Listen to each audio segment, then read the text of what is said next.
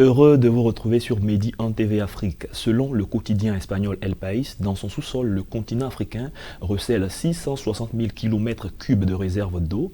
Cette ressource est 100 fois supérieure à la quantité d'eau en surface et pourtant 330 millions d'Africains, soit 40% de la population, n'ont pas accès à l'eau potable. L'eau dans le développement de l'Afrique, c'est le sujet de cette émission. On dira bienvenue à nos consultants. Il s'agit de monsieur Alain Kwame Kwadio. Il est doctorant en géographie physique et environnement, spécialité géographie physique littorale. Bienvenue. Merci, monsieur Ouma. Avec vous sur ce plateau, monsieur Ange Delon Beibro-Conan. Lui, il est consultant environnementaliste, doctorant en bioénergie et expert en sciences et techniques de l'eau. Bienvenue. Bienvenue, monsieur. Alors, la première question, c'est de comprendre votre spécialité. La bioénergie est en charge de quoi? Vous êtes également expert en sciences et techniques de l'eau. Celui qui est expert en sciences et techniques de l'eau, qu'est-ce qu'il fait concrètement?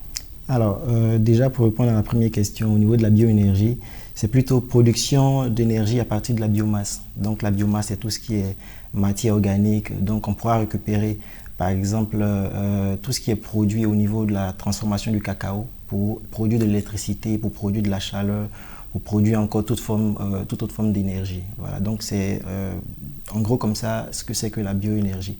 Alors pour celui qui est spécialiste en sciences et techniques de l'eau, voilà, c'est plutôt tout ce qui est comme sciences qui tournent autour de l'eau. Donc c'est par exemple l'hydrogéologie. On aura des spécialistes en hydrogéologie, en hydrologie, en hydrochimie.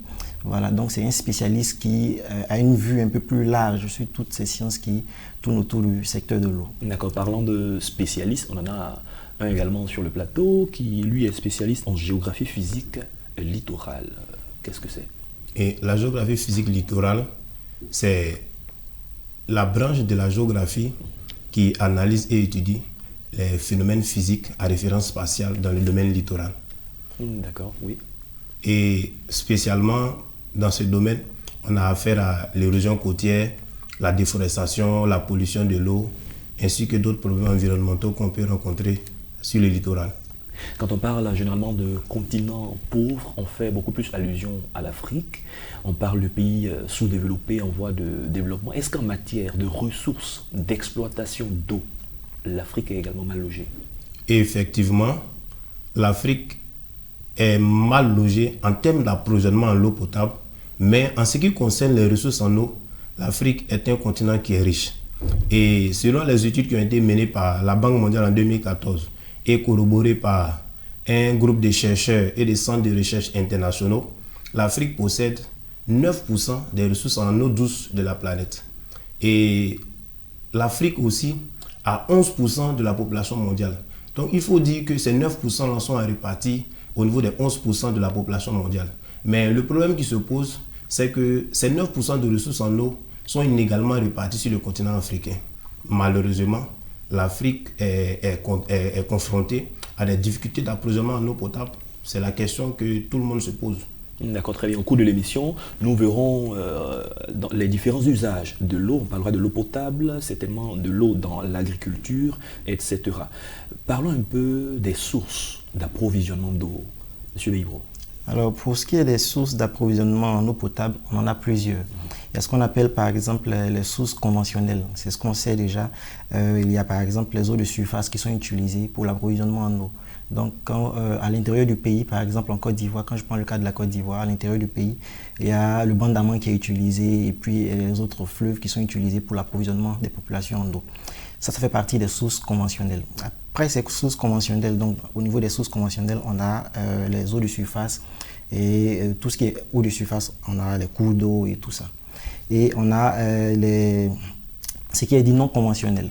Par exemple, quand je prends le cas du Maghreb, le Maghreb fait du dessalement de l'eau de mer, du dessalement des eaux souterraines. Voilà. Donc on peut utiliser aussi les eaux souterraines pour approvisionner la population. Voilà. Donc techniquement parlant, on a deux configurations. Une configuration avec les eaux souterraines et puis une autre avec les eaux de surface. D'accord, restons toujours au niveau de l'état des lieux quant à la disponibilité ou non de l'eau. Il y a monsieur Alain qui expliquait que l'Afrique a des ressources, malheureusement, qui sont inexploitées. Pourquoi?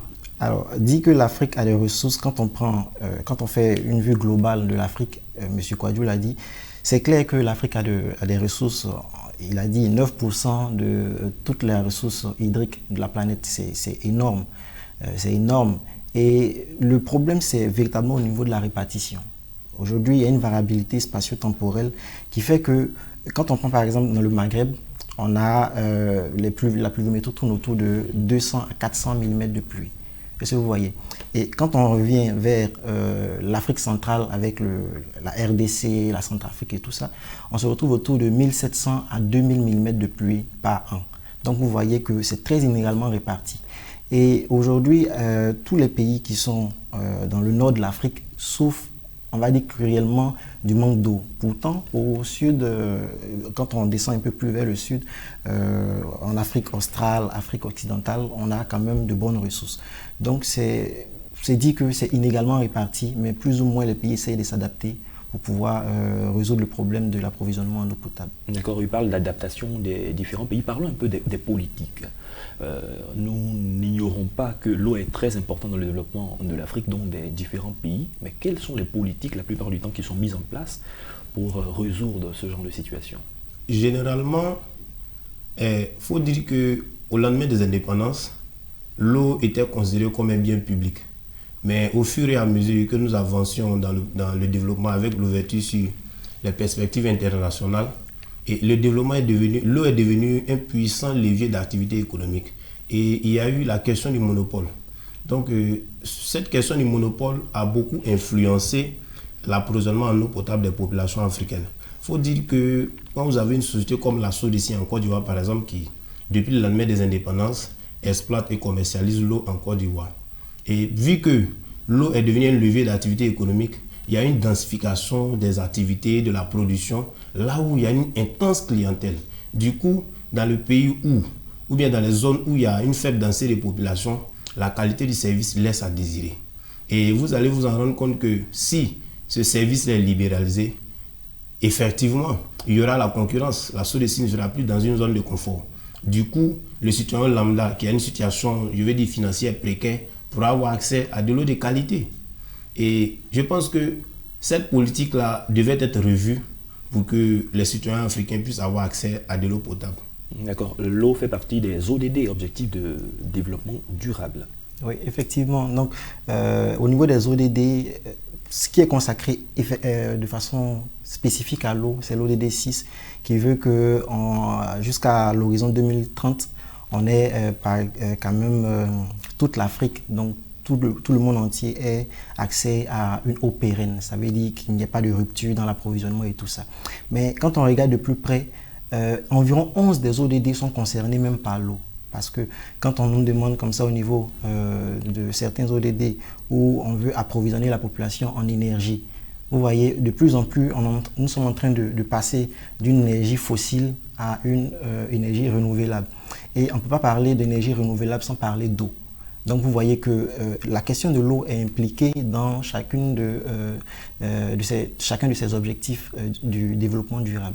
Donc je vous dirais que c'est vrai qu'il y a un objectif du développement durable qui est essentiellement consacré à la question de l'eau, mais l'eau se retrouve partout finalement. D'accord, parlons des enjeux au niveau social.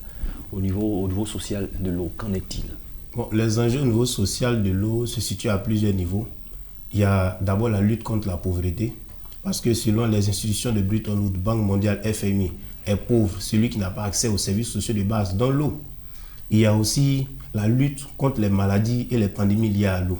Et les statistiques démontrent que 80% des maladies sur le territoire africain sont dues à des maladies liées à une eau impropre à la consommation. Et il y a aussi la prévention des conflits. Nous ne sommes pas censés ignorer que la Mauritanie a quitté la CEDEAO pour rejoindre l'UMA, l'Union du Maghreb arabe, à cause d'un conflit lié à l'eau. Parce que le fleuve Sénégal sert de limite naturelle entre la Mauritanie et le Sénégal.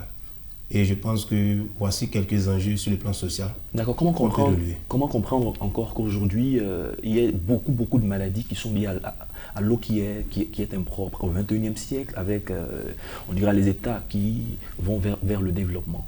Bon, cela s'explique par la pression démographique due à une urbanisation qui a été mal gérée. Vous Et voyez, non maîtrisé. non maîtrisée. Vous voyez, je prends par exemple un exemple typique. La ville de San Pedro en son temps, pour être bâtie, tournait autour de 6 000 habitants. Parce que les autorités étatiques de l'époque avaient pour objectif de bâtir une nouvelle ville qui allait de pouvoir désengorger le sud-ouest de la Côte d'Ivoire, qui était un pôle économique en termes de production cacaoyère.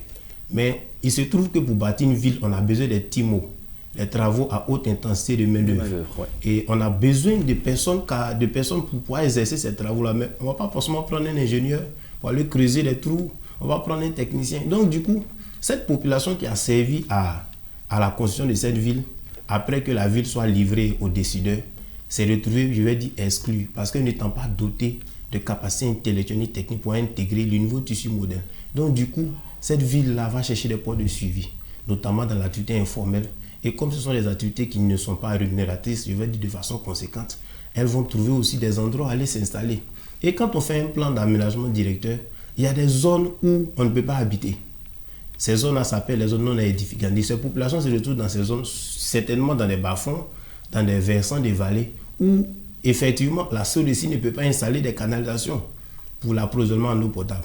Et ces populations qui se trouvent dans cet environnement-là et essaient de trouver des stratégies d'approvisionnement en eau potable, notamment dans les puits qui ne remplissent pas des conditions d'hygiène, je veux dire, et puis vers les marigots. Donc du coup, vu qu'il y a une pression anthropique dans les quartiers précaires, les conditions d'assainissement qui manquent, les populations deviennent de plus en plus vulnérables face aux maladies hydriques. Voici une raison qui pourrait expliquer le fort taux de maladies liées à une eau qui n'est pas de qualité. Toujours sur cette même question, il y a un plan directeur, un schéma directeur dans l'urbanisation. Il explique qu'il y a des zones en principe où les canalisations n'arrivent pas. Vous qui êtes spécialiste en sciences et techniques de l'eau, quelles sont, on dira, les zones qui sont favorables, qui doivent en principe être habitées de telle sorte que les structures qui sont en charge de l'eau puissent facilement approvisionner ces populations, parce qu'on voit dans certaines villes des personnes qui se déplacent, vont à des kilomètres des fois pour avoir de l'eau. Alors, ce qui fait que les populations s'installent dans un lieu donné, il y a beaucoup de facteurs qui rentrent en ligne de compte. Il y a par exemple, est-ce que les populations rurales, quand on prend par exemple le cas des populations rurales, est-ce qu'elles ont accès à une terre qui favorise la culture qu'elles veulent faire? Est-ce que les conditions climatiques sont bonnes? Donc il y a beaucoup de facteurs qui rentrent en ligne de compte. On ne dirait pas alors que telle population doit s'installer dans tel lieu parce que là il y a de l'eau, parce que ce n'est pas le seul critère qui rentre en ligne de compte pour l'approvisionnement des populations, que ce soit au niveau de leur alimentation ou encore des besoins, tout ce qui est comme besoin au niveau de la survie de l'homme. Donc je dirais que techniquement, on a déjà identifié des zones qui sont favorables pour approvisionner les populations. Donc je disais d'entrée de jeu qu'on avait les sources conventionnelles, donc on a les eaux de surface. Mais à côté des eaux de surface, on a des eaux souterraines. Je dirais que partout en Côte d'Ivoire, on peut trouver de l'eau dans le sol. Qu'on appelle la nappe phréatique. Oui, donc on a la nappe phréatique, mais aujourd'hui, cette nappe phréatique-là, elle est sujette à pollution. Il y a des activités aujourd'hui en Côte d'Ivoire qui sont sujettes à pollution, on le sait, et c'est internationalement reconnu comme des activités qui polluent. Je prends par exemple le cas des mines traditionnelles. Aujourd'hui, les mines traditionnelles sont en train d'affecter carrément même nos eaux de surface. Donc ça, c'est une problématique qu'on devrait pouvoir prendre en compte de façon plus proche. Mais au niveau de l'approvisionnement des populations, je dirais qu'il y a la possibilité d'approvisionner les populations à partir des eaux souterraines quand les eaux de surface ne sont plus bonnes pour l'approvisionnement en eau potable. À Abidjan, ici, on a un problème avec la nappe phréatique puisqu'il y a intrusion de l'eau salée dans les forages. Ce qui fait que les forages au niveau, quand on prend de la zone du plateau jusqu'à Treichville, ces forages ont été abandonnés. Pourquoi? Parce qu'il y a intrusion des eaux salines. Donc je dirais qu'il y a aujourd'hui un fort potentiel en Côte d'Ivoire pour approvisionner les populations en eau potable. Seulement que les politiques ne suivent pas. Donc les moyens financiers ne suivent pas. Sinon, un forage, on peut le faire. S'il y a les moyens, on fait le forage, on approvisionne la population. Ce n'est pas un problème pour ça, en fait. Moi, je pense que ce n'est pas un problème. Mais le véritable problème, c'est au niveau du financement. Il n'y a pas tellement longtemps, le ministre de l'hydraulique a informé la population que nous étions aujourd'hui à 80% d'approvisionnement des populations en Côte d'Ivoire en eau potable. Alors c'est à saluer, ça veut dire que des efforts sont faits. Mais il y a aussi un autre problème, c'est que la population croît à un rythme exponentiel. Et on n'arrive même pas encore à donner le chiffre exact de la population vivant en Côte d'Ivoire parce que les populations croissent à des rythmes exponentiels. Et tout ce qui est comme financement qui doit accompagner justement cette croissance-là ne suit pas le rythme.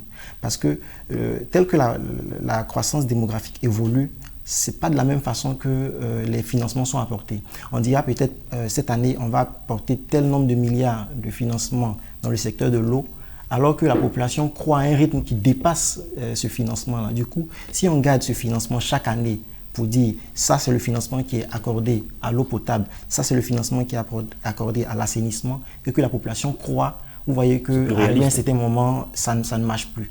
Alors, c'est un mécanisme qu'on doit changer et qu'on doit adapter en fonction des réalités. Voilà, donc moi c'est ce que je pense. Permettez-moi de revenir rapidement sur un des points, je vais renchérir. C'est que tout à l'heure vous avez parlé des maladies liées à l'eau. Et le constat qui était écrasant, qui était patent dans cette histoire, c'est que la plupart des maladies qui sont liées à l'eau impropre, la plupart des malades du monde sont issus des quartiers défavorisés. Et c'est là qu'il y a le problème, c'est là qu'il y a une pression anthropique. Donc vous voyez que tout à l'heure il a parlé de financement.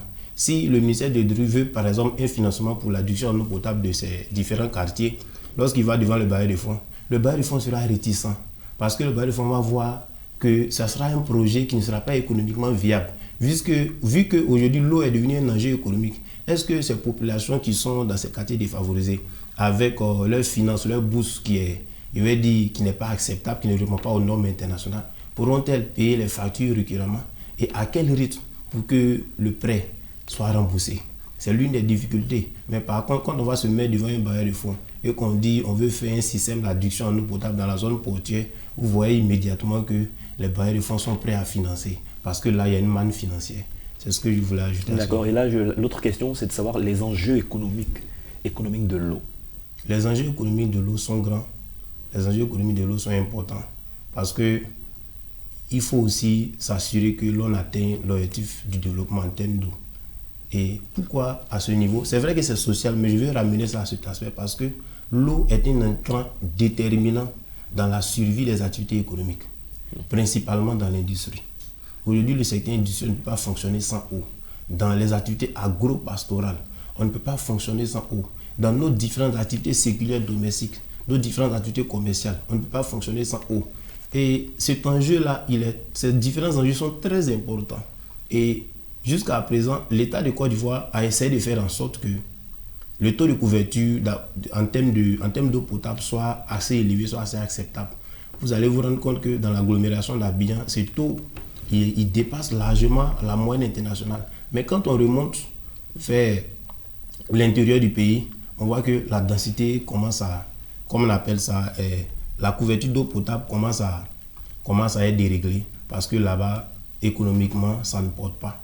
D'accord, toujours sur les enjeux économiques de l'eau, il y a les sociétés de distribution, dans le domaine agricole, c'est utilisé, il a parlé d'industrie, l'énergie, etc., etc. Les enjeux économiques. Alors moi je dirais, sans l'eau, il n'y a pas de développement, il n'y a pas de croissance économique. Et quand vous prenez par exemple l'industrie ne peut fonctionner sans eau. Pourquoi? Parce que dans tous les processus, en tout cas à 90% des processus industriels, il y a intervention d'eau. Donc sans eau, on ne peut pas parler de développement. Donc je dirais que c'est la première chose qu'il faut résoudre, c'est le premier problème qu'il faut résoudre, notamment en Afrique, avant même de commencer à parler de développement, de technologie et tout ça. Parce que si le secteur de l'eau n'est pas un secteur véritablement assis, n'est pas un secteur fort dans l'économie de la Côte d'Ivoire, on va se rendre compte que le développement va venir en ralenti. Donc ce que je dis, c'est que au niveau des enjeux de l'eau, je l'ai dit tout à l'heure, au niveau de l'industrie, c'est crucial. Nous sommes un pays agricole. Si je veux revenir à la Côte d'Ivoire, nous sommes un pays agricole et aujourd'hui, on ne peut pas parler d'agriculture sans eau. Je ne vois pas comment ça peut se faire, l'agriculture sans eau. Et aujourd'hui, déjà, on n'arrive pas tellement à approvisionner la population en eau potable, donc pour l'eau de boisson. Est-ce qu'il faut utiliser la ressource disponible pour approvisionner l'agriculture, le secteur de l'agriculture? Ça encore, c'est une autre question à débattre. Mais je pense que la Côte d'Ivoire a la capacité de pouvoir s'auto-gérer, faire face à tous les problèmes liés à l'eau en Côte d'Ivoire. Et si les pays du Maghreb, moi j'aime bien prendre le cas du Maghreb parce que le Maghreb c'est 5/6 de sa surface qui est couverte par le désert. Mais le Maghreb aujourd'hui arrive à s'adapter. Le Maghreb n'est pas derrière les pays qui sont les mieux approvisionnés en eau potable. Pourquoi? Parce que le Maghreb a su s'adapter. Donc quand on vous dit par exemple que le Maroc, la Tunisie et l'Algérie ont commencé depuis 1990 à dessaler leurs eaux, vous voyez que ce n'est pas une nouvelle technologie. C'est une technologie qui date d'il y a longtemps parce qu'ils ont pris conscience de leur déficit en eau pour s'adapter. Donc il y a toujours des mesures d'adaptation. Ce que je dis, c'est qu'il faut que nos pays arrivent à s'adapter aux situations et à régler le plus tôt possible cette question d'eau. D'accord, et là nous mettons le pied dans les propositions, les contributions. Vous êtes également environnementaliste, la question du réchauffement climatique menace certainement les ressources en eau. Quelles sont les propositions que vous faites en tant que spécialiste pour le développement de ce secteur-là, pour l'Afrique et nos différents pays? Pour le développement du secteur de l'eau en Afrique, je pense qu'il faut accentuer les différentes politiques au niveau du dessalement aussi. Parce que nos ressources, comme on le dit, sont en train d'être polluées, principalement au niveau de la nappe aquifère. Donc je crois qu'il faut opter pour le dessalement. Et qu'est-ce qu'il faut faire concernant le dessalement? Peut-être utiliser cette eau-là pour les différentes activités domestiques. Et deuxièmement, il faut revoir aussi la question de la concurrence. Il faut mettre fin au monopole pour qu'il y ait une concurrence saine pour permettre à plusieurs entreprises de pouvoir exploiter le secteur de l'eau en Côte d'Ivoire. Troisièmement, il faut bien intégrer la gestion intégrée des ressources en eau. Pourquoi? Parce que nos différents pays sont confrontés à la problématique de la gestion, de la maîtrise de l'eau. Et il y a un problème pour la péréquation des ressources en eau. Il faut aussi éduquer nos populations sur le gaspillage. Parce que, je crois que c'est hier ou bien avant-hier, je regardais une émission en Afrique du Sud, ils ont des difficultés en eau. Et je crois qu'en Europe, en moyenne, une personne a droit à 150 litres d'eau par jour. Mais l'Afrique du Sud, une contrée de l'Afrique du Sud actuellement est en train de basculer dans un système où une personne va utiliser 50 litres d'eau par jour. Et il faut apprendre à vivre en sorte que les ressources en eau, on puisse intégrer cela dans notre esprit et savoir que les ressources en eau sont des ressources qui sont en train de disparaître, qui sont en train de finir. Et puis, une dernière remarque, c'est que nos États doivent aussi chercher à faire un pré-traitement des eaux usées. Parce que c'est aussi important. On utilise l'eau pour l'agriculture, mais les eaux usées, là, si on les pré-traite d'abord, on pourrait les utiliser pour l'agriculture, pour les différentes activités agro-pastorales, etc. D'accord. Comment s'adapter au changement climatique pour préserver et développer le secteur de l'eau? Ici, vous avez d'autres propositions également. Moi, je dirais que principalement, il faut faire de l'adaptation. Donc de la résilience. Il faut accroître la capacité de résilience des populations vivant dans les zones qui sont fortement touchées par, on va dire, le réchauffement climatique. Le réchauffement climatique, il est déjà entamé. C'est vrai qu'aujourd'hui, avec les conférences, les Conference of Parties, qui est justement les COP, ouais, on arrive quand même à prendre des décisions. Mais en fait, après, il faut que les financements suivent. Sinon, on arrive quand même à prendre des décisions qui sont capables de limiter le réchauffement climatique, donc les effets du réchauffement climatique. Mais je pense que ce qu'il faut beaucoup plus, ce sur quoi il faut beaucoup mettre l'accent, c'est plutôt l'adaptation. Quand j'ai pris tout à l'heure le cas du Maghreb, le Maghreb s'est adapté en utilisant l'une des plus grandes ressources, puisque la mer, c'est la plus grande ressource et tout ça. Donc, ils sont arrivés à utiliser l'eau de mer pour pouvoir approvisionner leur population, pour pouvoir intégrer dans le secteur agricole. Donc, vous voyez que c'est beaucoup plus une question d'adaptation. Comment on s'adapte dans un environnement qui est en train de changer? Comment est-ce qu'on s'adapte? On pourrait s'adapter, par exemple, en éduquant les populations. Donc, il a dit tout à l'heure, il faut mettre l'accent sur la sensibilisation. Mais la sensibilisation aussi engendre d'énormes coûts. Et ça, les politiques en savent quelque chose. La sensibilisation engendre d'énormes coûts. Pourquoi? Parce que même nous disons ici qu'en Côte d'Ivoire, 80% de la population est approvisionnée en eau potable. Alors, c'est 80% de la population qui est approvisionnée en eau potable aujourd'hui. Mais est-ce que demain, ce sera toujours 80%? Parce que la population, elle croît. et les gens vont s'installer un peu plus à l'extérieur des villes et tout ça. Est-ce que d'ici 2050, ces populations-là seront approvisionnées? Donc, c'est plutôt des questions d'adaptation.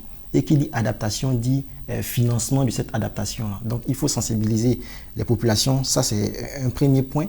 Ensuite, il faut utiliser de nouvelles sources d'approvisionnement en eau potable. Il y a quelque chose qui m'a un peu fait sourire dans le système d'adaptation des pays du Maghreb, c'est qu'ils font ce qu'on appelle de l'importation des produits à forte quantité d'eau. Est-ce que vous voyez? Donc, en fait, ils sont en train de réduire leur empreinte hydrique. On parle d'empreinte carbone, ici, on parle d'empreinte hydrique. Empreinte hydrique, c'est quoi? C'est que quand vous prenez par exemple l'orange, pour produire l'orange, il va falloir planter, il va falloir arroser, il va falloir suivre tout ce processus-là. Mais est-ce que si on regarde ça comme ça et puis on importe de l'orange de l'extérieur, est-ce que l'importation finalement ne nous revient pas moins cher puisqu'il faut mobiliser de l'eau, il faut planter, il faut s'aimer, tout ça. Est-ce que ça ne nous revient pas moins cher? Donc quand on fait le ratio et qu'on se rend compte que importer est beaucoup plus important, en fait c'est beaucoup plus rentable que justement le produit sur place, vous voyez que le calcul et puis voilà, le choix est fait. Donc ça veut dire qu'au lieu d'utiliser la ressource pour approvisionner l'agriculture, on préfère prendre cette ressource-là pour approvisionner directement les populations en eau potable et importer les cultures de l'extérieur. Très bien. C'est une bonne adaptation aussi. Merci. Il y a je dirais, il y a toujours ces techniques. Et les réflexions continuent pour le développement du continent africain. Et puis ajouter nous sommes déjà à la fin. Okay. Revoir la politique démographique et la politique de l'urbanisation. Ça sera très, très, très important. C'est un expert en géographie qui parle. Merci à Ange Delon-Beibro-Conan, vous êtes consultant environnementaliste, doctorant en bioénergie, expert en sciences et techniques de l'eau. Merci d'avoir accepté notre invitation. Merci à vous, monsieur. Avec vous, monsieur Alain Kwame Kwadio. Il est doctorant en géographie physique et environnement, spécialité géographie physique littorale. Merci d'avoir partagé vos connaissances avec nous. Merci, c'est moi qui vous remercie. C'est la fin de cette émission. Merci à tous de l'avoir suivi. Bonne suite de nos programmes sur Média TV Afrique.